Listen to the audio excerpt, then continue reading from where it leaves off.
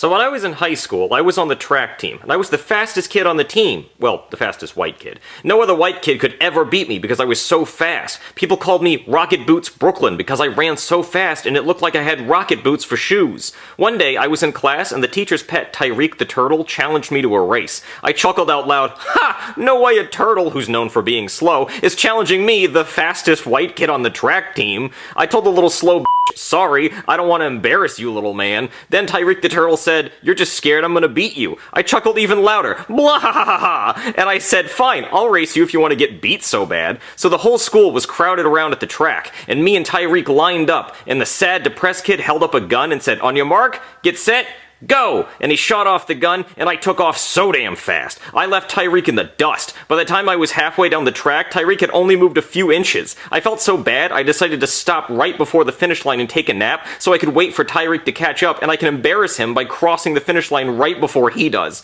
But I fell asleep too long, and I woke up to Tyreek crossing the finish line. The whole school was laughing at me. I lost to a fucking turtle. I was kicked off the track team, and all the black kids never talked to me again.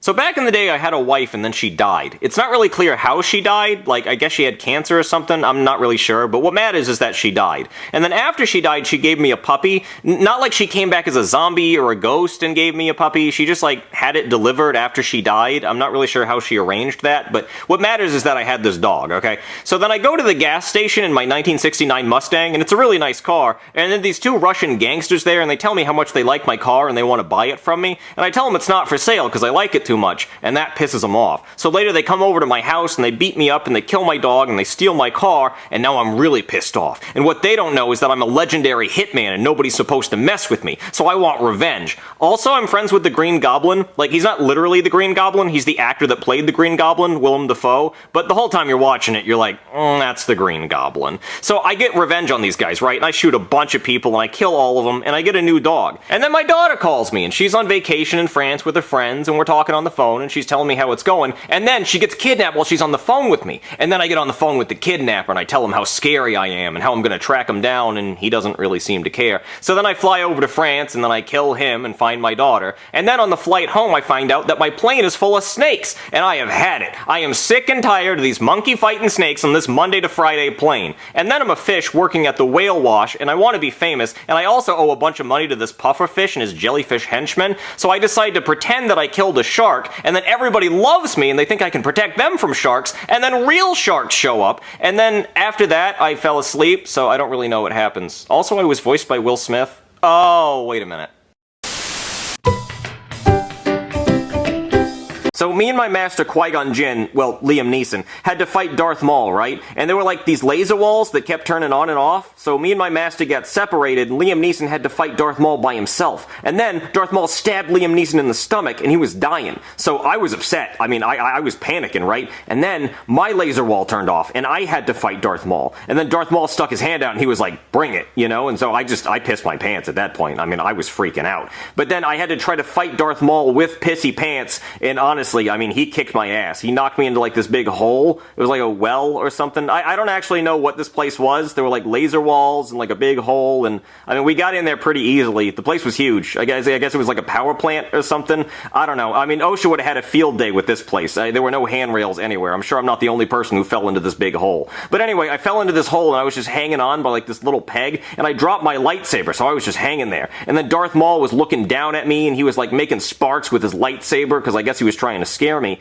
But then I remember that my master's lightsaber's up there. So I do this sick front flip over Darth Maul's head, then I catch Liam Neeson's lightsaber and I cut Darth Maul in half and he falls down the giant well. And I'm like, okay, that shit was cool. I mean, that was badass. I felt great. I mean, I looked over and Liam Neeson was giving me a thumbs up and he was like, "Yo dog, that shit was tight. That was really cool." And then he said, yeah, you train Anakin for me. And then he died. So yeah, I went on to train Darth Vader.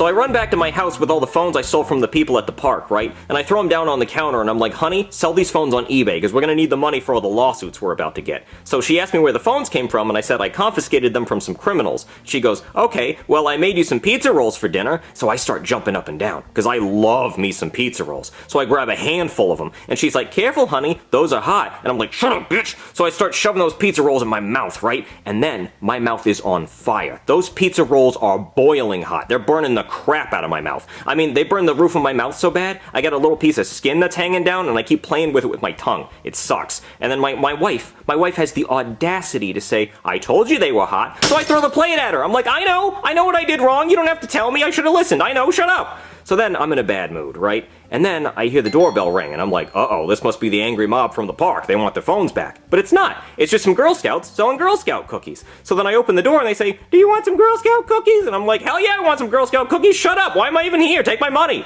So I give them a 20, right? And then, you're not going to believe this. The Girl Scout says, okay, your cookies are going to be here in 2 to 3 weeks. What? I'm like, what the hell? What kind of Ponzi scheme is this? Are you even really a Girl Scout? So I punch her in the face and I take my money back.